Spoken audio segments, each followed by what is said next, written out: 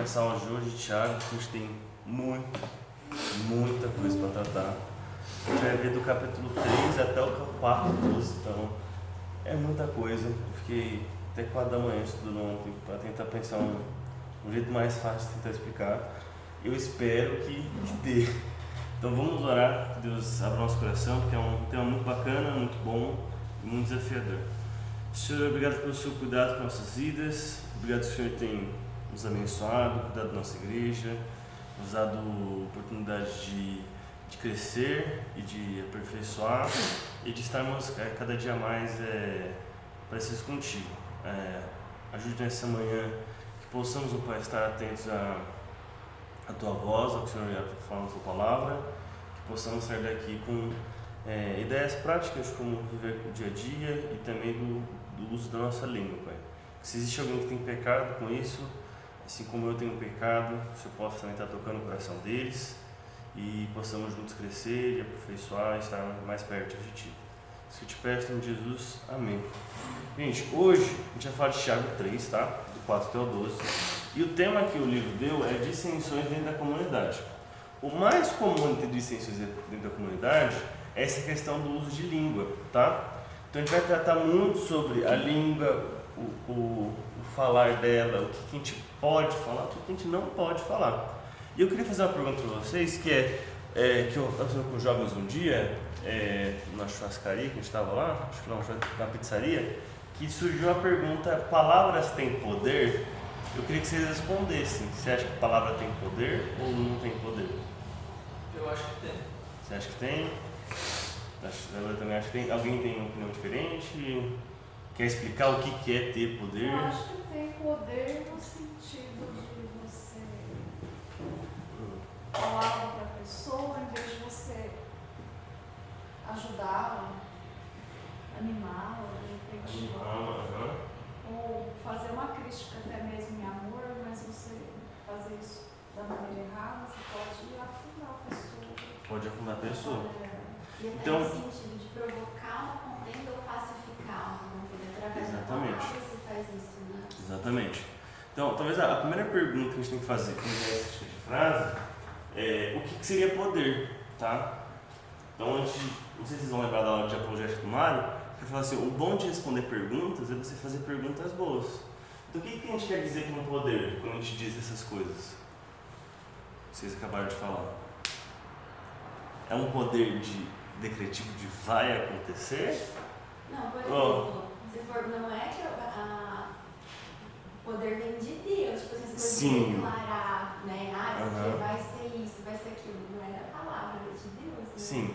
Então, às vezes, a gente tem um falar que às vezes a gente, vamos dizer assim, a gente fala: não, a palavra tem poder, aí chega aquela pessoa e fala assim: Deus me falou que o seu negócio vai prosperar, que você vai crescer, que você vai ter muita grana, e às vezes não acontece, porque você não tem esse poder para isso. Ao mesmo tempo, animar uma pessoa, dizer: pô, seu trabalho está sendo próspero, continua assim, tá indo bem, eu tenho falado para outras pessoas do seu trabalho, é um outro modo que a gente tem de demonstrar o poder da língua, nesse sentido. E esse é um poder que é eficaz, de animar, ou às vezes de destruir um trabalho. Que aí ou às vezes você chega e fala assim: tá ruim, cara, melhor aqui. Você pode também usar para uma edificação, uma reparação e uma crítica bem construída. Eu acho Então, que... Pode falar. Não, pode falar. Uma coisa que é muito comum no meio evangélico, é algo que até... Não, só eu ouvido, né? Não, a entregação acho que é na frente. Não, tranquilo. Uma coisa que é muito comum no meio evangélico, que as pessoas falam muito: não fala essa palavra, não fala isso, porque a palavra tem poder. Se a nossa palavra tivesse poder, Deus não fosse soberano sobre Eu esqueci, pessoal, tipo, não fala muito sobre câncer, porque vai que você pega câncer, chama, né? Então, e às vezes você faz um comentário, tem os misticismos que a gente também coloca, que a gente vai colocando junto. Mas o que eu quero falar de palavra hoje não é sobre essas palavras onde se fala demais é dar ruim, não, mas está falando sobre o poder da língua, sobre um edificar, de um destruir, do mal dizer, do bem dizer, e de frear e ter um controle do seu próprio corpo. Porque a gente vai ver que a língua, por mais que seja pequena, ela controla o seu corpo todo, tá? Então, em resumo, a aula de hoje vai ser isso. Uma vez que o falar impuro é acompanhado de brigas e discussões causadas pelas dissensões dentro da comunidade, que são justamente as causas das brigas, então às vezes é uma discordância que às vezes não necessariamente são discordâncias bíblicas, tá? Às vezes são de preferências, que é o que a gente tem que tomar cuidado. Uma coisa é uma preferência minha, outra coisa é que a Bíblia fala, tá? E óbvio que essas preferências podem ser mutáveis. Eu, como um líder de jovens adolescentes, não posso ser imutável de tipo, é minha preferência que seja assim e vai ser sempre assim. Eu não posso. Mas existem discussões naturais por preferência, gosto, e às vezes isso envolve a cosmovisão e a cultura dessa pessoa. E a cura disso é um arrependimento, uma auto-humilhação diante de Deus e uma adesão à sabedoria do alto com seus frutos de paz e humildade. Que a gente vai ver bastante esses frutos, tá? Então, primeira coisa que a gente vai ver, os efeitos nocivos da língua sem controle. Isso vai ser de Tiago 3, do 1 até o 12. Então, alguém, por favor, abre pra gente. Tiago 3, do 1 ao 12, que a gente lê. Pode ler? Pode ler. Meus irmãos, não sejam muitos de vocês, é no 1 ao 12, né? Mestres, sabendo que seremos julgados com mais rigor, porque todos tropeçamos em muitas coisas. Se alguém não tropeça no falar, é um indivíduo perfeito, capaz de refrear também o corpo, todo o corpo. Ora, se colocamos um freio na boca dos cavalos para que nos obedeçam, também exigimos o corpo inteiro. Observe igualmente os navios que sendo tão grandes e impelidos por fortes ventos, são dirigidos por um pequeníssimo leme e levados para onde o piloto quer. Assim também a língua, o pequeno órgão, se gaba de grandes coisas. Vejam como uma fagulha incendeia uma grande floresta. Ora, a língua é um fogo, é um mundo de maldade. A língua está situada entre os membros do nosso corpo e contamina o corpo inteiro. E não só põe em chamas toda a carreira da existência humana, como também ela mesma é posta em chamas pelo inferno. Pois toda espécie de animais de aves, só vou ouvir. João, eu vim para o ciclo da integração essa semana que vem. Não, tranquilo. Mas ela tem a minha sobre... Aproveita. Pode continuar. Pois toda espécie de animais, de aves, de répteis e de seres marinhos se doma, tem sido domada pelo gênero humano. Mas a língua ninguém é capaz de domar. É mal incontido, cheio de veneno mortal. Com ela bendizemos o Senhor e Pai. Também com ela amaldiçoamos as pessoas, criadas à semelhança de Deus. De uma só boca procede bênção e maldição. Meus irmãos, isso não deveria ser assim. Por acaso pode a fonte jorrar do mesmo lugar água doce e água amarga? Meus irmãos, será que a figueira pode produzir azeitonas ou a videira figos? Assim também uma fonte de água salgada não pode dar água doce. Gente, esse é o nosso primeiro texto, onde a gente poderia fazer uma aula só sobre isso, porque tem muita coisa, mas a gente vai tentar passar rápido, tá? No primeiro momento, a gente pode pensar que o verso 1 e 2 é meio desconexo com esse texto. Só que a ideia desse texto aqui é falar justamente dos efeitos da língua e como ensinar a palavra de Deus vem pela fala, então vai vir pela língua. Tá? Então a primeira coisa que o Tiago vai ter que tratar é sobre o falar e do ministério de ensino, tá?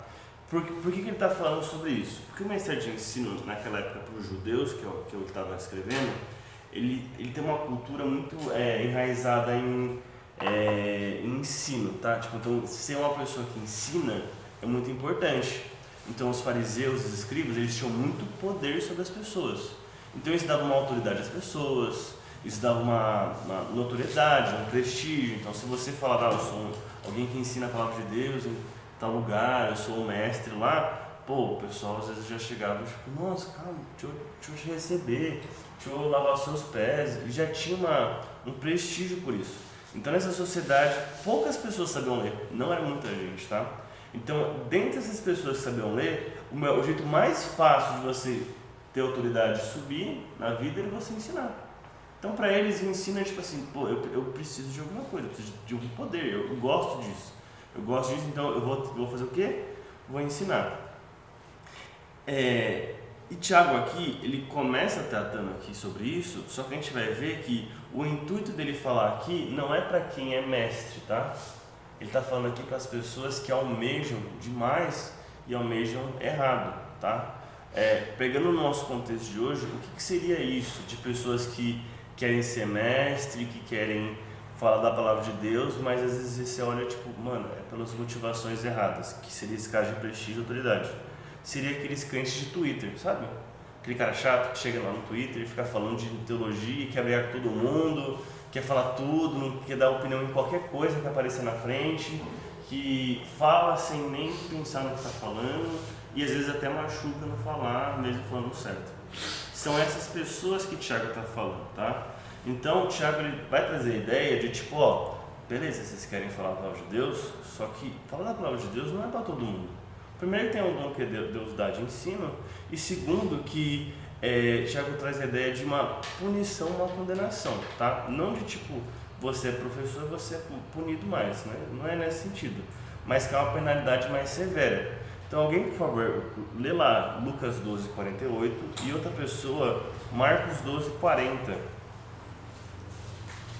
Ensinar é uma coisa, é um prazer que se tem, só que é um peso muito grande, que é o que Lucas vai tratar. Você achou, Gabriel? Lucas 12:48. Aquele, porém, que não soube a vontade do seu Senhor e fez coisas dignas de reprovação, levará poucos açoites. Mas aquele a quem muito foi dado, muito lhe será exigido. E aquele a quem muito se confia, muito mais lhe pedirão. Então, é essa a ideia. Você ensinar é algo que é dado por Deus. E quando Deus te dá muita coisa, Ele vai te cobrar muito mais. Óbvio que Ele dá pra gente coisas a mais porque Ele confia. Mas às vezes a gente olha para uma posição e fala, eu quero, e Deus não te deu essa capacidade lá, você precisa ter mais cuidado, porque Deus vai te cobrar. Porque você está ensinando a palavra de Deus. Quando a gente falou aqui sobre palavras têm poder, de tipo, a gente tem que tomar cuidado no falar, de edificar, às vezes palavras podem machucar pessoas, às vezes danificar até o coração da pessoa. Isso até envolve hoje em dia coisas psicológicas que eu que sou professor de escola, vejo que desde criança a gente tem trabalhado nisso. Uma pessoa que dá aula na igreja só a palavra de Deus vai falar de Deus, tem muito mais implicação, porque ele está falando uma coisa no nome de Deus. Se você está falando uma coisa errada, Deus vai olhar para você e vai te cobrar uma hora, e Ele vai mesmo. Então não fica isento de achando que se limita aqui e de uma posição, se limita muito mais de um exercício, de um dom, de uma tarefa que Deus te deu. Ela vai falar dele, isso é muito sério. Então é uma coisa muito severa. Quem achou Marcos, por favor? É 12:40? Isso. No entanto, tomam posse dos bens das viúvas de maneira desonesta e depois, para dar a impressão de piedade, fazem longas orações em público. Por causa disso, serão duramente castigados. Isso, Marcos 12:40, obrigado, viu? Isso é um contexto do texto que está falando sobre os escribas. Jesus está falando sobre os escribas, então você está vendo aí, os escribas falavam besteira, Jesus já está falando, eles já vão ser duramente castigados. Por quê? É uma pessoa no nome de Deus, porque eles são pessoas que, até então, pelo aquilo que Deus tinha mandado por lei, eles deveriam ser aqueles que falavam as coisas certas, que edificavam a igreja, ou Israel no caso ali. Então, quando não acontecer isso, já sabe, vai ser duramente castigado. Então, ensinar é bom, é importante sim, mas é uma tarefa muito dura. Agora, sem querer desanimar, obviamente, vocês, eu também quero animar vocês, de que é natural que você, alguma hora na nossa vida, vai precisar ensinar. Então, não tem como a gente ficar isento de nunca ensinar. Então, você vai evangelizar alguém, é uma parte de ensinar a pessoa a palavra de Deus. Ou você tem filho, filha, seu papel como pai e mãe é ensinar o filho no caminho. Então, você tem esse papel e esse peso de ensinar a criança no caminho ou ensinar aquela pessoa que não entende do Evangelho. Agora, o que eu tenho que levar com isso? Pensar que eu preciso levar com seriedade, porque aquilo que Deus me deu para falar, pô, ele vai me cobrar depois. Então eu preciso fazer com excelência e não de qualquer jeito. Tá? É isso que o Tiago está querendo dizer. E muito menos com a intenção errada de querer uma vanglória minha, de querer crescer, tá? Que era o que o Tiago estava querendo falar para a igreja nesse contexto aqui. Então, o mestre coloca a si mesmo diante de um maior perigo de julgamento, visto que a principal ferramenta de seu ministério, a língua, é a parte de controle mais difícil do corpo. Então, a língua, ela é muito difícil porque, vamos lá, quem aqui já se viu em situações com crianças, tá? Onde você olhava para a criança e dava raiva da mesma pergunta o tempo todo. É muito difícil você se ver paciente o tempo todo. Só que eu não posso perder minha compostura e falar uma palavra errada naquela criança. Então, isso é muito difícil. Controlar a língua não é fácil. E vocês sabem muito bem disso. Então, alguém que ensina vai lidar com isso não só no âmbito de uma aula, mas também no âmbito de um caminhar. Porque essa pessoa ela discipula outras, ela ensina outras pessoas. E às vezes o pecado do outro pode te incomodar e te fazer pecar, ou muitas vezes o seu próprio pecado, e você precisa saber se controlar. Porque você, como mestre, você precisa acompanhar as pessoas e ser exemplo. Então, ser exemplo não é fácil, mas é necessário. É um prazer? É, mas é um desafio ao mesmo tempo. Então, terceira coisa, vamos falar do texto, sobre a língua mais claramente. Ele dá ilustrações sobre a língua, tá? Então, o primeiro é o freio e o leme, que vai dar a ideia de controlar o corpo, que é algo pequeno e que controla o seu corpo inteiro. Então, no 3 ali, colocamos freios na boca do cavalo para que eles nos obedeçam, podemos controlar todo o animal. Tomem também como exemplo os navios, embora sejam grandes e impelidos por fortes ventos, são dirigidos por um leme muito pequeno, conforme a vontade do piloto. A ideia de trazer essas ilustrações a minha língua ela pode me dirigir a caminhos, tá? Então o jeito que eu falo, às vezes vai dar um norte como as pessoas me veem, de como o caminho que eu estou seguindo. Se eu sou muito grosseiro, vai ter implicações. Se eu sou muito amável nas palavras, vai ter outras implicações também. Assim como também passar muito mão na cabeça, vai ter umas implicações. E se aquela pessoa que vai exortar quando você ser exortado, vai dar umas implicações. Então a sua língua ela tem um direcionamento. Eu sou professor de matemática e o meu maior desafio é às vezes saber falar com alunos de jeito certo. Por quê? Porque dependendo do modo como eu falo, isso vai dar um norte para toda a minha aula. Se eu chego falando de maneira firme, calma, vamos fazer isso, já impondo limites, a aula às vezes flui mais tranquilo. Agora, se eu não imponho alguns limites e vou falando algumas coisas que precisam ser faladas, que você pensa, é óbvio que você não pode ficar levantando e atrapalhando toda a aula, mas às vezes você precisa falar o óbvio para a criança, porque ela não entende. Você vai falar umas 30 vezes a mesma coisa, e isso vai dar um direcionamento para a sua aula. E se você não fala essas coisas, isso pode atrapalhar e muitas vezes vira dar problema. Então, a língua ela tem esse poder de dirigir os seus caminhos, tá?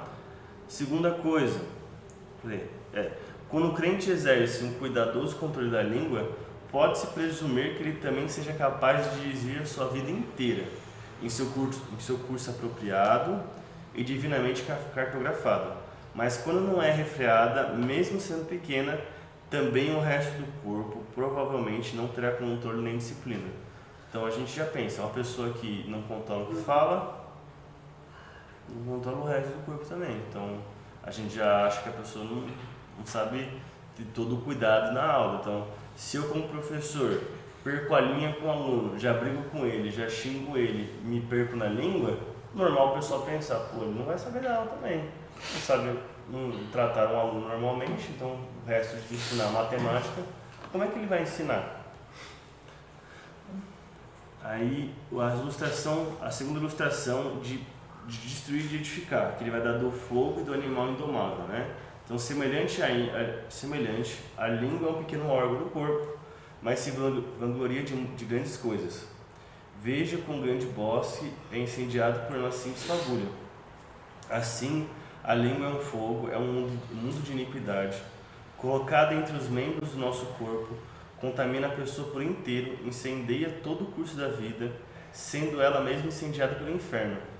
Toda espécie de animais, aves, répteis e criaturas do mar doma-se e é domada pela espécie humana. A língua, porém, ninguém consegue domar. É um mal incontrolável, cheio de veneno mortífero. Então, poucas palavras podem causar grandes danos, tá? Poucas palavras mesmo. Às vezes não sei se vocês acompanham muitas coisas de aula, de coisas com criança, que às vezes você fala uma coisinha com a criança, você tá meio gordinha. Às vezes pra criança, chora. Isso causa uma grande coisa na pessoa. Óbvio que envolve a maturidade dela e às vezes também no jeito que você fala. Mas, uma palavra, às vezes, pequena que for, em momentos difíceis, isso pode dar muito problema. Então, às vezes, no momento de luto, é aquele momento que a gente mais difícil. O que eu vou falar para essa pessoa? O que eu posso falar? O que eu não posso falar? Então, às vezes, a gente olha, tipo assim, vê uma pessoa em luto e pensa, você tá bem? Gente, é óbvio que ela não tá bem. E às vezes você não vai na maldade de falar isso. Às vezes você só quer ajudar e você não sabe o que falar. Então, às vezes, gente, ficar quieto é muito melhor. Porque a sua língua tem esse poder de fazer um fogo gigantesco, um grano gigante. E aqui, ele vai falar sobre o animal de não dá para domar. O homem ele tem capacidade de domar qualquer animal. Cuidado, ele põe animal no zoológico, não concordo tantas vezes, mas põe em vários lugares, pega um cavalo, doma um cavalo, pega um touro, doma um touro, só que a língua ele não consegue, tá? E aí tá, o homem nunca vai conseguir domar, mas Deus consegue domar. Tem esses textos aqui que eu vou deixar, o material para vocês estudarem, para vocês lerem, tá? É porque eu estou passando rápido, porque é muita coisa, tá?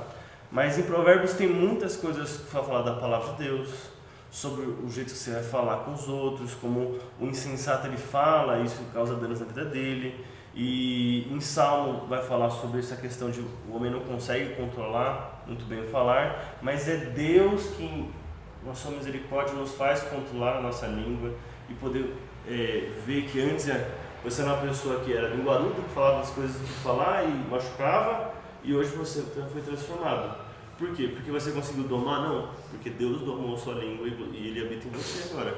Então o homem nunca vai conseguir domar. Ele pode até falar coisas bonitas, estudar e falar coisas bonitas, ter uma oratória boa que for, mas falar palavras que vão edificar o coração da pessoa, isso é papel do Espírito Santo, isso é papel de Deus, e Ele quem faz atuar. Isso Ele faz atuar não só pessoas cristãs como não cristãs. Ele pode fazer o que Ele quiser e usar quem Ele quiser. Porém, o domar a língua do cuidado no dia a dia é muita misericórdia de Deus e pedir para que Deus nos ajude. E a terceira ilustração que ele dá aqui é sobre mal dizer e bem dizer, que é a fonte árvore. Alguém lê para mim, por favor, o texto aí, na luz? No slide, por favor. Com a língua bendizemos ao Senhor e Pai, e com ela amaldiçoamos os homens, feitos à semelhança de Deus. Da mesma boca procedem bênção e maldição. Meus irmãos, não pode ser assim. Acaso pode sair água doce e água amarga da mesma fonte? Meus irmãos, pode uma figueira produzir azeitona ou uma videira figos? Da mesma forma, uma fonte de água salgada não pode produzir água doce. Isso, tá? Então, ali a gente está tratando sobre o Tiago sobre obras, e a gente esquece de ver que falar também é uma obra. A gente pensa em obra como arrumar as cadeiras, servir, vou aconselhar alguém, vou cuidar de alguém, vou dar carona. Gente, falar também é uma obra. Uma obra que a gente fica na igreja, algo importante dentro da igreja. Você falar palavras que edificam é importante. Então, nesse cuidado do falar, que a gente vê o homem dividido, que o Tiago está falando, na fé com obras e sem obras. Então, uma pessoa que é dividida ainda, às vezes ela não é cristã, ela é muito vista no seu falar. Porque uma mente dividida, ela não tem como não demonstrar no falar. Você vai expor. Então, Cristo já fala, né, a gente fala, o coração está cheio. Não tem como. Então, em algum momento, você vai externalizar isso. É impossível essa pessoa que está com a mente dividida entre o mundo e a igreja não externalizar isso. Agora, isso envolve só pessoas não crentes? Não, as pessoas novas convertidas são pessoas que faz tempo, mas não aprenderam muitas coisas, ou não buscaram crescer. Então, essa mente dividida entre igreja e mundo vai ter um lado que vai se demonstrar. E quando demonstrar, vai se demonstrar em pecados. Então, isso do falar, de quando ele está dizendo aqui, da mesma boca precedem bênção e maldição, meus irmãos, não pode ser assim, é porque a igreja naquela época estava tendo isso. No mesmo dia eu falo uma coisa boa, passar um minuto já falo coisa besteira. Assim, como assim? Você fala uma coisa que vai edificar e já ao mesmo tempo já traz uma coisa que destrói a vida da pessoa. Não é isso que é caracterizado pela palavra de Deus. A palavra de Deus, ela edifica, ela é doce, ela alegra o coração, mas ela também é dura, mas ela é dura em prol de edificar, para que Deus seja exaltado. Agora, quando a gente fala uma palavra e depois já volta para desejos egoístas, já demonstra que a gente está com uma mente muito dividida. Então, as palavras puras, elas são produtos de corações renovados. Então, se a gente é cristão, o natural é que isso vai trabalhando, não é de uma hora para outra, tá? É muito esforço, muita misericórdia de Deus na nossa vida, mas vai ser algo natural, de umas palavras puras são dadas com corações renovados. Porque a gente que Cristo nos salvou, a gente faz parte agora dele e é natural que a gente tenha frutos. E esses frutos ele vai produzir em nossas vidas. O fruto, já falou, não sei se ele já falou lá passado, falou do fruto do Espírito Santo? Não, acho que foi na aula do Mário que ele comentou alguma coisa sobre. Mas o fruto do Espírito Santo vai envolver o que lá em Gálatas? Alguém lembra? Amor, paz, dignidade, bondade, habilidade e tantas coisas que são produtos de um coração renovado. Desculpa, lembrei. O Mário deu uma aula no CCB de quinta-feira, onde ele foi falar de que o fruto, ele nada mais é algo que as pessoas vêm e elas se alimentam dela, não é algo próprio. Então, o fruto do Espírito Santo na minha vida, vocês vão ver. Vocês vão apreciar não só pela beleza, mas também de saborear o cuidado de Deus, de Deus ser cuidadoso, Deus ser alguém que seja pacificador, Deus ser alguém que vai ser amável, de falar palavras que vão edificar a sua vida. São coisas que a gente experimenta e vê na vida de cada um, são produtos de um coração renovado. Então essa é a primeira parte do texto, do uso da língua. Alguma coisa a acrescentar, gente? Alguma coisa que queira comentar? Se eu estiver falando muito rápido, não entender, por favor, me ajude, que às vezes eu falo para dentro. Alguma dúvida até aqui? Beleza, então, segunda parte, a verdadeira sabedoria traz paz, tá? Então, nesse texto de Tiago 3, do 13 até o 18, a gente vai ver sobre sabedoria relacionada ao que a gente estava falando antes. Então, essa sabedoria envolve muito do falar. Porque a gente pensa em sabedoria do quê? Frases motivacionais, que vão ajudar a gente.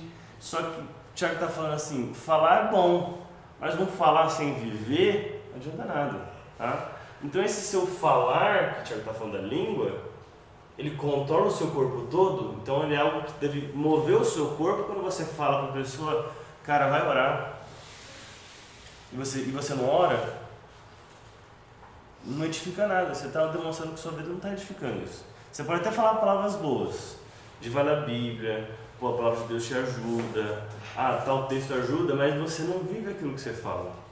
Isso machuca a pessoa.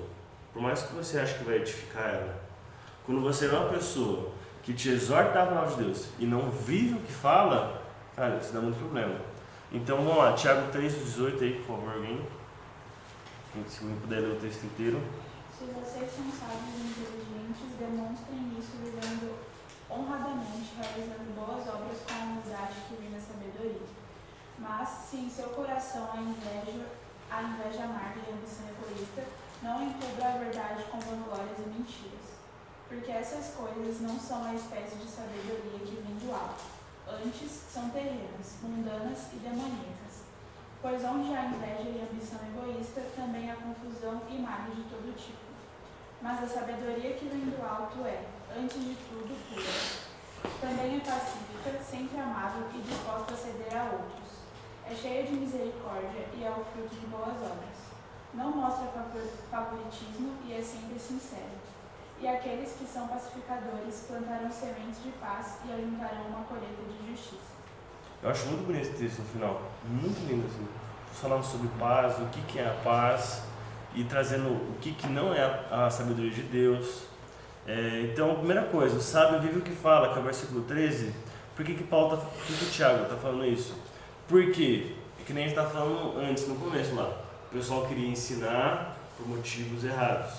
Eles queriam ensinar por vanglória, por ter autoridade, por ter prestígio. Então eles só falavam, mas não viviam nada do que falavam.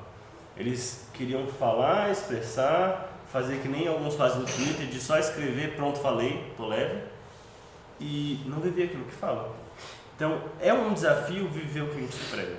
Isso é para todo mundo, não é só para eles. Aprender da palavra de Deus é muito bom, é muito gostoso. Você ver, você aprender, você aplicar. Porém, a gente tem que tomar um cuidado de que não é só de livro que a gente aprende as coisas. É chão, é no chão da igreja, é você servindo, é você lidando com o seu irmão dia a dia. E hoje em dia a gente está se perdendo muito isso, do contato, de estar um com o outro, do ferro, afiar o ferro. Eu preciso ter esse cuidado, porque é nisso que vai fazer eu ser sábio.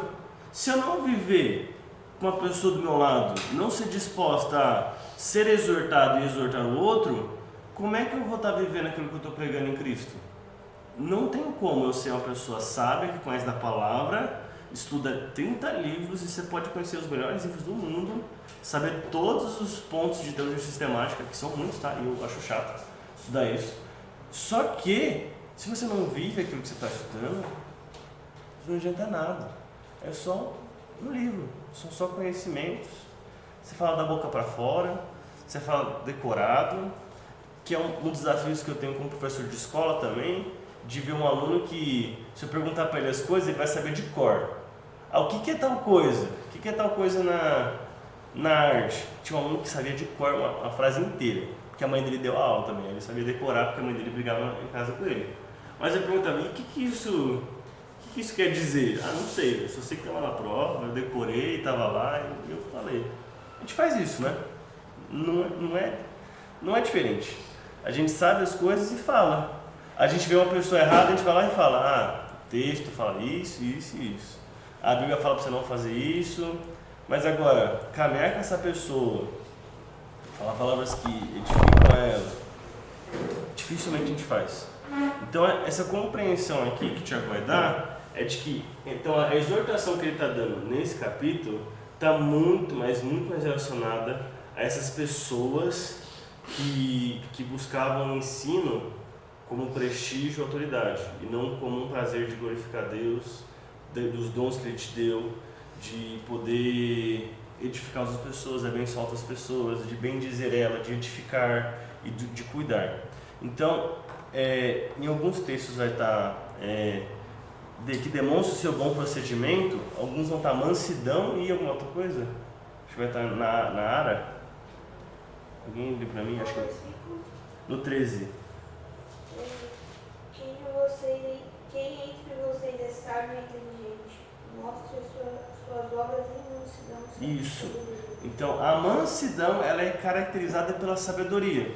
Tanto que a palavra mansidão e sabedoria elas são linkadas juntas no grego para simbolizar que uma caracteriza a outra ou ela vem dela. Então, eu ser manso caracteriza o ser sábio, ou o fato de eu ser manso também nasce a minha sabedoria nisso. Então Jesus, ele era manso e humilde. Isso fazia dele uma pessoa sábia, porque ele não perdia a compostura dele ao falar com as pessoas, por mais que às vezes falassem coisas muito desagradáveis. A gente às vezes não tem noção de como é que foi a caminhada de Jesus com os 12. Só que vamos pensar, os caras eram pescadores, tinha gente que era zelote, que acreditava que o Messias ia vir, ia destruir tudo, que ia virar rei, ia governar, ia acabar com o governo de Roma ali. E aí tinha também as pessoas, tinha Mateus, que era o cobrador de impostos, então o zelote, que era uma pessoa que era nacionalista, tinha uma pessoa que não era nacionalista, mas estava no meio. Então havia atritos nesse momento. Então Cristo com certeza cuidava de cada um ali e tratava com total mansidão a vida deles. Alguns que não sabiam nem ler, Cristo teve que ensinar. Alguns que não davam tanta importância à palavra de Deus, Cristo teve que ter o cuidado de ensinar. Então a sabedoria, ela vem de uma mansidão, tá? Vamos lá.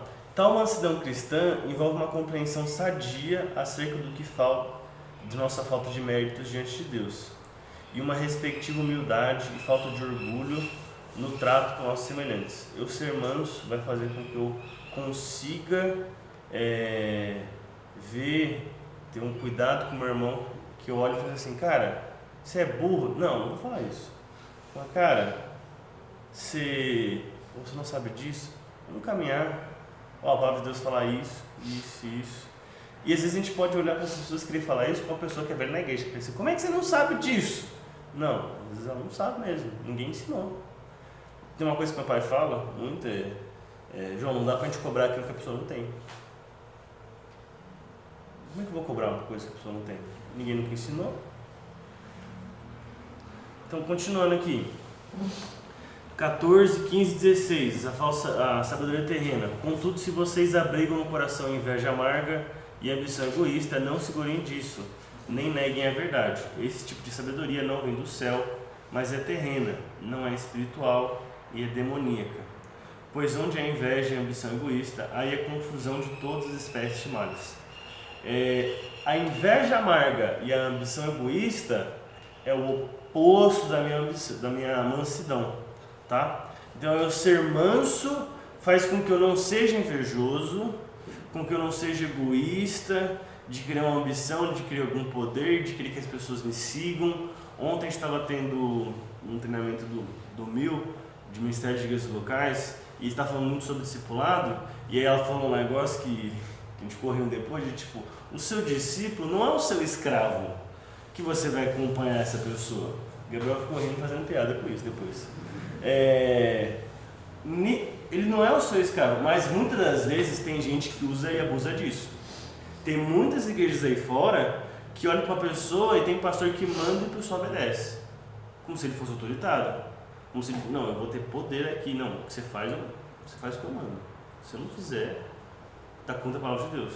E tem igrejas aqui em Ribeirão que fazem isso, viu? Eu conheço gente que vem de igreja assim, que isso machuca, isso destrói. Então lembra que a gente fala da língua, que ela tem poder de destruir? Às vezes um pastor, quando fala uma coisa que diz, aquilo que eu falo é a vontade de Deus, e aí ele vai lá e fala uma coisa nada a ver, isso destrói.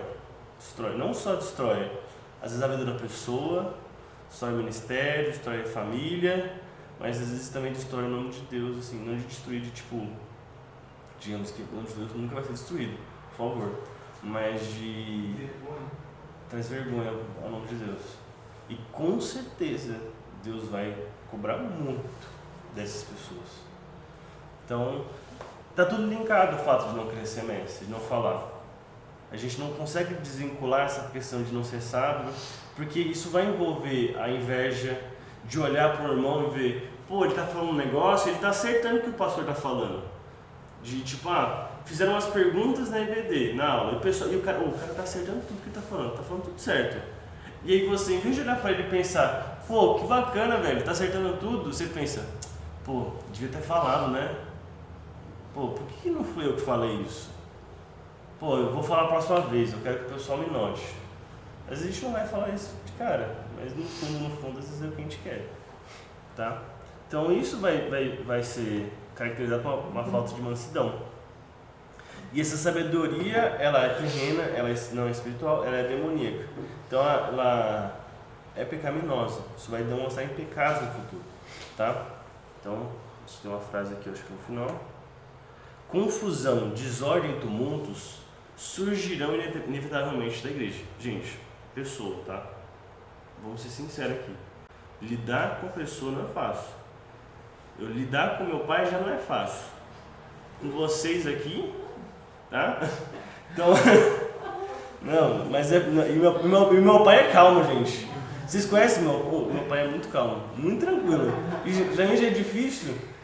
E imagina ele comigo. Então nesse sentido, gente, vai ter sempre. Só que em especial os líderes que estiverem mais interessados em satisfazer suas ambições, as suas partidárias, em lugar de edificar o corpo todo, onde o coração dos indivíduos é errado, também será achado uma variedade de pecados sem fim.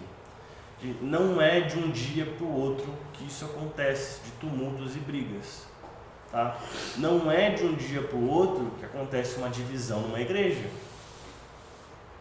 São coisas que vão levando, são pecados que a pessoa vai criando de estimação, são invejas que a pessoa vai alimentando, são ambições que a pessoa vai querendo mais, e quando for ver, tudo isso acontece.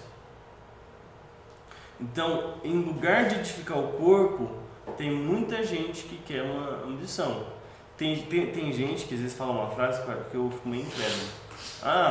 Eu tenho filha para ser meu escravo mesmo, a pegar meu controle, fazer aquilo que eu não quero. E às vezes a pessoa fala uma brincadeira, e é um pai de escola, que às vezes eu me pergunto se é brincadeira. Porque sabe o que o filho fala na escola sobre o pai? Tipo, o pai às vezes não tá nem aí para conversar com ele, chega no trabalho não conversa, e às vezes fala, tem que fazer tal coisa que meu pai vai brigar comigo depois. E às vezes tem pai que pensa que o filho é escravo, que é aquela pessoa que vai pegar o controle de televisão para ele, porque tá longe, não quer levantar. Então, a gente tem que tomar esse cuidado, quando Deus nos dá papel, ele vai nos cobrar, e quando muito é dado, não será exigido, tá? Então 17 e 18, a sabedoria do alto. Mas a sabedoria do alto é, antes de tudo, pura, pacífica, amável, compreensiva, cheia de misericórdias e de bons frutos, imparcial e sincera. O fruto da justiça semeia-se em paz para os pacificadores. Vamos pensar em cada palavra aqui que ele deu pra gente? Pura é alguém que é irrepreensível. É alguém que toma cuidado não só na palavra de Deus, em não pecar, e tipo, se eu pecar, eu vou lá e peço perdão, eu vou lá e trato. Se eu pecar, eu vou lá e peço a Deus misericórdia na minha vida, que Ele me ajude, porque pecar a gente vai. Agora, eu também preciso ser irrepreensível nas minhas preferências, de pensar, aquilo que eu estou fazendo não está legal, não está pegando bem. O pessoal está entendendo errado, interpretando errado. Essas questões culturais, tá? Que a gente vai olhar e pensar, aqui não é legal fazer isso. Então a gente não vai fazer. Tá? Não, se depender de vós, tem de paz com todos, tá? Então ela é pacífica. E por que ela é pacífica? Porque ela é indulgente e tratável, tá? Pacífica a gente não precisa nem falar. A pessoa que traz paz, e aí o adendo que a gente tem que tomar é, ser uma pessoa pacífica não é uma pessoa que é amante da paz. Pessoa pacífica, ela vai tratar problemas, ela vai buscar exortar o seu irmão com todo amor, mas ele não é aquela pessoa que pensa, não quero problema. Não, ser pacífico você tem que tratar problema, mas você trata no momento certo, do jeito certo. E aí que eu falo, por que é pacífico? Porque é indulgente, é ser bondoso, pronto a se submeter, indisposto a fazer exigências rigorosas. O que seriam exigências rigorosas? Aquelas que Deus diz para você não fazer. Eu preciso vir na igreja de saia sempre, porque senão eu vou estar pecando. Exigências rigorosas, não tem nada a ver com a Bíblia. Tratável, literalmente alguém fácil conhecido, facilmente convencido. Não é no sentido daquela pessoa ingênua, tá? Pessoa que acredita em tudo, tá? É de não ser teimoso, de uma deferência espontânea aos outros, quando não envolvem princípios morais ou teológicos naturais. Então, eu tô tendo alguma dificuldade com o meu irmão, e às vezes é de um ministério na igreja, onde eu penso diferente, ele pensa diferente. Cara, ele é o líder, vamos com ele, tá? Aí eu acho que não vai dar certo, mas vamos tentar fazer dar certo? Porque às vezes a gente olha para uma situação dessa, com um líder que a gente não concorda com o que ele está fazendo, e pensa, cara, não vou ajudar ele, velho. Não concordo, vai dar ruim, já vi isso antes, vai dar ruim. Então não vou ajudar, me recuso. Não, a gente não pode fazer isso. A gente não pode ser teimoso, a gente precisa ajudar. Vai dar errado? Talvez dê, mas vamos tentar fazer dar certo. Vamos caminhar junto e ver que dá certo? Então, essas coisas que fazem que, pequenas coisinhas de tipo, acho que vai dar errado, não estou afim, ser teimoso, você não ser bondoso, não quer se submeter, não quer ver aquilo que Deus colocou como os líderes na sua vida. Isso não envolve só pastor de igreja, mas também seu pai e sua mãe. Então, isso é o que faz confusões dentro da igreja, problemas dentro da igreja. É a teimosia, é o falar ríspido, é o não se submeter, porque se ele é a autoridade que Deus colocou de liderança, você tem que se submeter. E a gente não quer, porque a gente pensa que a igreja é voluntariado. Plena misericórdia de bons frutos. Eu coloquei junto, tá? Porque a plena misericórdia é um fruto que Deus dá, tá? Então a misericórdia é um amor ao próximo evidenciado em ações. Isso está em Tiago 2, do 8 até o 13, tá? São os frutos que a genuína sabedoria produz. Então a pessoa que ela é misericordiosa, ela demonstra essa sensação de olhar e falar assim, cara, você errou, tá tudo bem, tá? Cristo já te perdoou. Agora vamos acertar? Vamos caminhar juntos também? Não é também só, tá tudo bem, vamos acertar, vamos caminhar, vamos fazer junto. Pô, tu mancou, tá tudo bem, vamos lá, vamos junto, vamos trabalhar junto. Ser imparcial, não demonstrar preconceitos.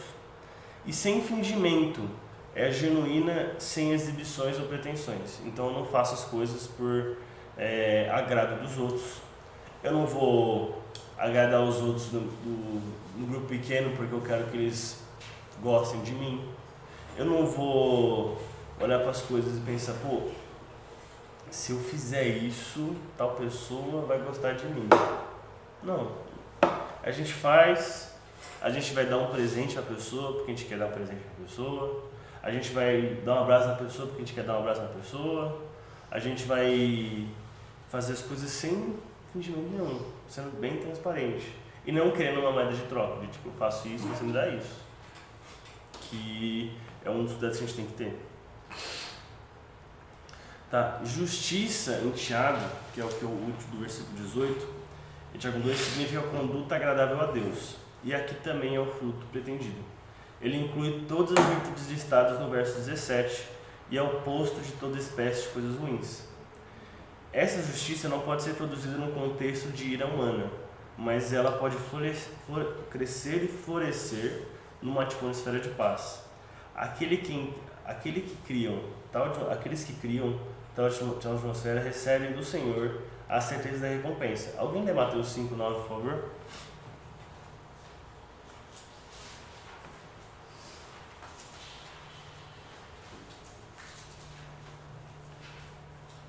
Bem-aventurados os pacificadores, porque eles serão chamados filhos de Deus. Gente, é muito bom saber que a gente é filho de Deus. E quando a gente tem uma conduta que agrada a Deus, de pacificar, de ajudar outros, de exortar, de ver o crescimento nos outros, a gente se agrada e vê que a gente é cristão, que a gente é filho de Deus. Porque não tem como uma pessoa que é filho de Deus não trazer paz em volta. A gente traz isso e a gente fala de Deus, a gente expressa aquilo que Deus quer expressar, que todos tenham paz com Ele, a gente fala da palavra dele. de querer que todos cresçam, de falar assim, cara, talvez lá fora você via pessoas que quando ficava bravo de você te abandonavam. Aqui não, aqui a gente pode até brigar, tem uma discussão que for, mas aqui a gente vai tratar, porque a gente se ama, a gente é irmão. E ser irmão, na contexto de família, ninguém que é irmão abandona o outro irmão. Sinto muito se aconteceu isso com você, tá? Mas a gente ama, a gente se cuida e a gente se quer ver um ou outro crescer. Então, quando a gente vê o cuidado, onde a gente pacifica, cuida de outra pessoa, a gente olha e vê uma recompensa, tipo, pô, eu sou filho de Deus.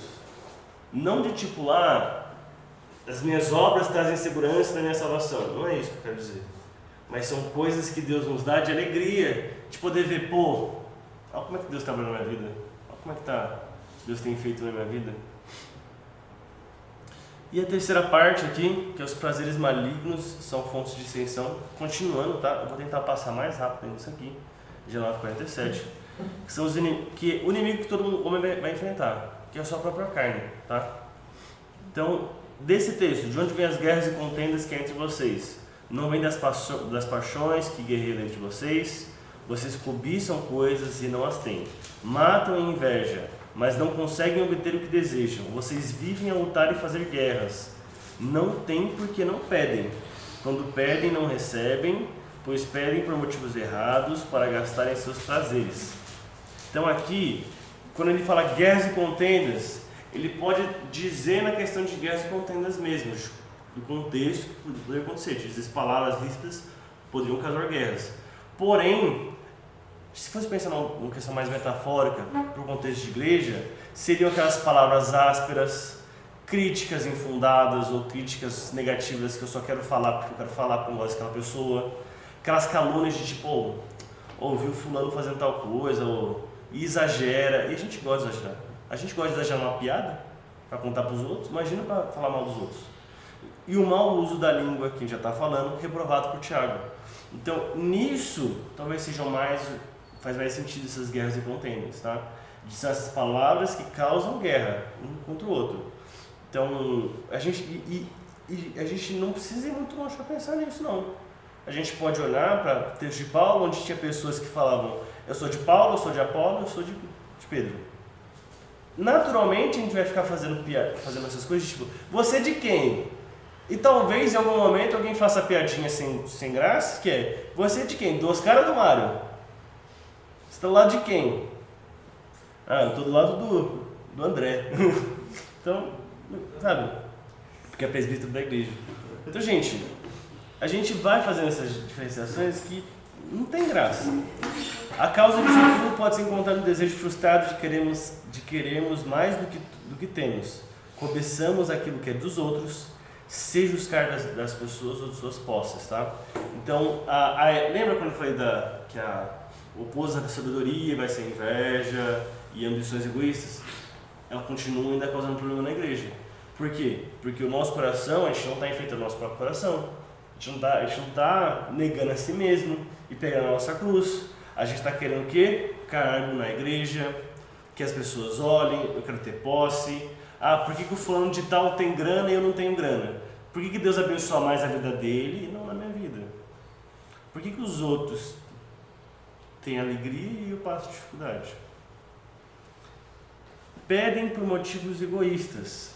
Os pedidos devem se concentrar e ter motivação em Cristo, no reino e na vontade de Deus. Isso é uma coisa difícil, tá? E, primeira coisa, tá? Pedir a Deus não é errado. Então, Tiago vai falando sobre pedir sabedoria no capítulo 1. A gente precisa pedir isso. Só que eu preciso tomar muito cuidado no meu coração. Por que eu quero pedir essas coisas? O que me leva a querer pedir? Eu quero ter mais paciência, porque eu quero evitar problema com os outros. Eu quero ter mais sabedoria na palavra de Deus, porque eu quero que as pessoas não tenham como me argumentar e estar sempre certo. Às vezes você não vai falar isso, mas o seu coração está dizendo isso. Então a gente tem que olhar para quando for pedir para Deus, pedir aquilo que vai agradar a Ele e falar: Deus, tem misericórdia da minha vida e do meu coração, que às vezes quer coisas que são boas, mas mal usadas. Ontem, no treinamento também, teve uma coisa, acho que foi anteontem na verdade, que ele falou um negócio que falou assim: Deus, quando você pede uma coisa que agrada a Deus, Ele vai dar. E tem orações que são poderosas. Por exemplo... Perigosas. Oi? Orações perigosas. Perigosas, que é: Deus, me dá uma pessoa para eu falar de Jesus. Isso vai acontecer. Vai chegar uma hora na sua semana que vai ter oportunidade. E você pediu. E aí Deus vai falar assim: você não pediu? Você não queria? Ou, uma vez eu conversando com os caras, ele falou assim: se tu pede sabedoria para Deus, Deus vai te focar na semana que você vai ter um inferno de coisas para você fazer, e você vai ver, pô, precisa de mais sabedoria. Então assim, você vai pedindo coisas e Deus vai dando. Aí você pensa: pô, mas eu não queria desse jeito. Mas as coisas não são do nosso jeito. Então eu quero sabedoria. Deus vai te dar. Mas às vezes o modo como Ele vai te dar não vai ser legal. Então, cuidado. Mas a gente tem que pedir por motivos corretos. E quando vier, agradeça. Tá? Agradeça muito. Pode não ser o dia que você quer, mas Deus vai te fazer crescer com isso. Porque Ele vai dar. Tá? E a quarta parte é um chamado arrependimento, que é o que vai englobar todos os textos. Que é: se eu falo se eu uso um mau uso da língua, se eu tenho, busco uma sabedoria do alto, mas às vezes vivo uma sabedoria terrena, fico com uma cabeça dividida um ou outro, se eu não luto contra a minha própria carne, eu preciso buscar um arrependimento. Eu preciso que Deus transforme meu coração para que, quando eu for pedir para Deus sabedoria, seja a sabedoria correta e não por motivos egoístas da minha vida. Então, versículo 4: o inimigo de todo cristão é o mundo, que é o que ele estava falando antes da mente dividida da pessoa que usa a língua, né? Onde ela fala bênçãos e depois fala maldições. A gente não pode ser essa pessoa que convive com o mundo, que vai trazendo às vezes o mundo dentro da igreja e não a igreja dentro do mundo. Então os adúlteros aqui no versículo 4 seria o povo infiel, por conta de buscar a amizade com o mundo, que seriam suas atitudes de inveja, sentimento faccioso e prazeres desenfreados. Às vezes a gente não quer desvincular atitudes nossas do mundo, de tipo: lá fora faz isso, mas não é pra gente ser igual lá fora. A gente também não é um animal, uma pessoa estranha, que, meu Deus do céu, ela é super santa, as pessoas não conseguem nem chegar perto da gente. A gente não é isso, mas também a gente não é pessoas iguais a eles. Tem um negócio que na minha adolescência falava muito, de tipo assim: gente, vocês são pessoas normais, vocês não são diferentes dos outros. De fato, mas o jeito que ele falava, ele não dava a ideia também de dizer: poxa, eu também preciso ser diferente dos outros no meu agir. Que é: errei com meu amigo, o que eu vou fazer? Pedir perdão. Tem gente que às vezes nunca ouviu perdão nem do pai e da mãe.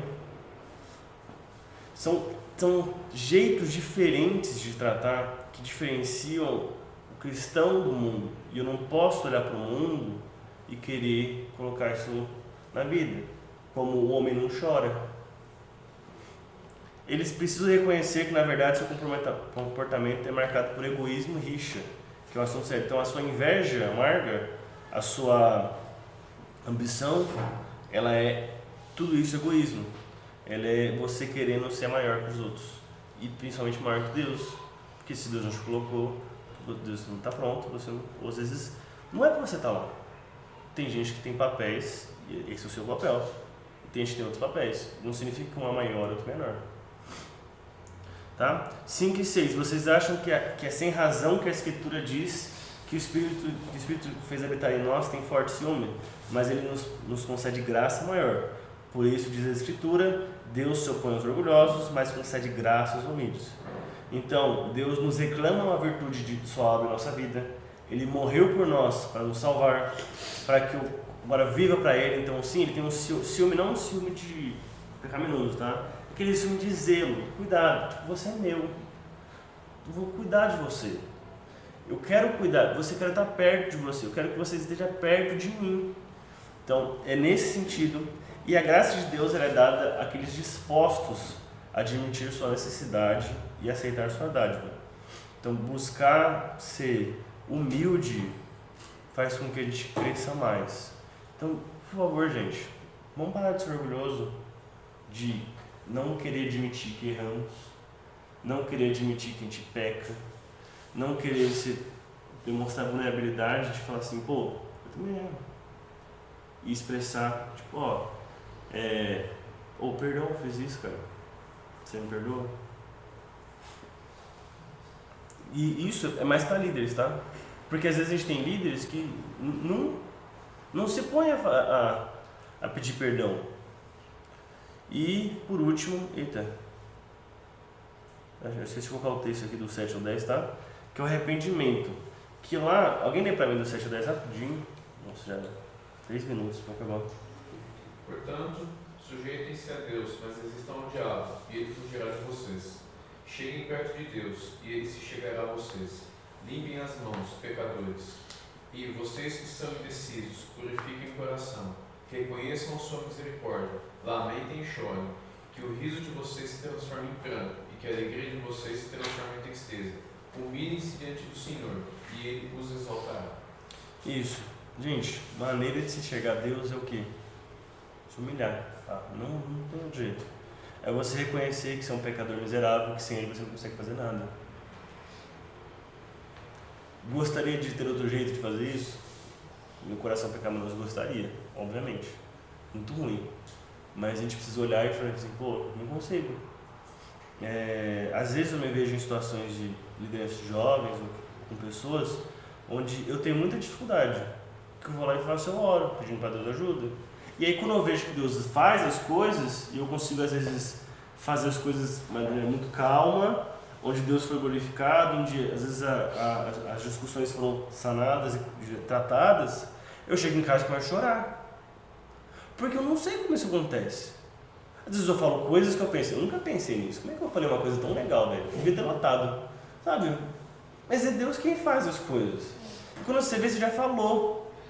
E não tem como, se você quer buscar estar perto de Deus, você não tem como não chorar, se lamentar e ver, obrigado, Senhor, por aquilo que você fez. Porque eu não tenho conseguido fazer isso. E às vezes a gente tenta por força própria e não vai conseguir.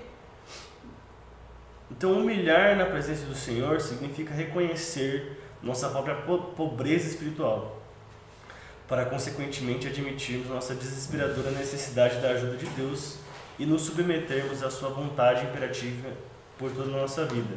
Se a gente quiser obedecer a Deus e levar isso de maneira leve e vendo que o fardo de Cristo não é pesado, a gente precisa se humilhar. E talvez o que faz a gente olhar para Cristo e ver, pô, é pesado obedecer a Deus, é porque a gente está sendo orgulhoso e a gente quer as coisas do nosso jeito. E a gente precisa se humilhar. Tá? E aí tem o último aqui que eu não vou falar muito, mas é maledicência, tá? É um resumo bem claro que vai falar sobre, mais para o contexto, porque é judeu, então ele vai usar uma expressão ligada à lei, tá? de Israel, que fica lá em Levítico 19:16, tanto que ele muda alguma frase aqui que ele fala do irmão e depois ele fala próximo. Por quê? Para o pessoal lembrar, lembra aquele texto em Levíticos de você não fazer calúnia, não falar mal? É Levíticos 19:16, tá? Então ele está só dando uma apanhada e falando assim, diante disso tudo, depois que a gente falou tudo isso, gente, falar mal dos outros, falar besteira, seja o que for, não se deve. Então eu não posso olhar para minha língua e falar coisas que Deus não fala. Eu preciso tomar cuidado com aquilo que eu vou falar com você. De tipo, a pessoa está numa situação onde ela está precisando de ajuda. Aí você chega e fala assim, besteira isso aí, velho. Isso aí depois você passa. Não, a gente tem que escutar a pessoa ali presente. Ou às vezes tem um adolescente que chega para você e fala assim, nossa, meu problema hoje é matemática, eu não aguento, quero estudar. Aí você pensa, pô, vai trabalhar, cara.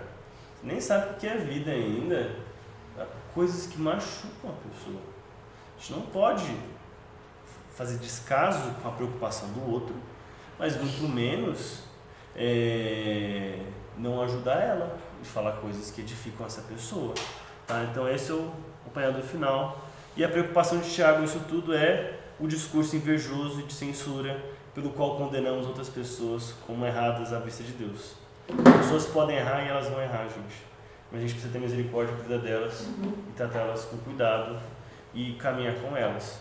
E eu preciso também minar e ver. Meu irmão errou na minha frente, e às vezes num grupo, exorta essa pessoa na hora. Não fica de bobeira, tá? Não deixa isso passar. Porque isso vai machucar. Isso às vezes vai corroer dentro da igreja. E não pode. Amém? Sim, terminou a aula. Não vou orar porque acabou a aula. Já é 10 horas, tá? Tá bom? Gente, boa aula. Obrigado. Deus abençoe vocês.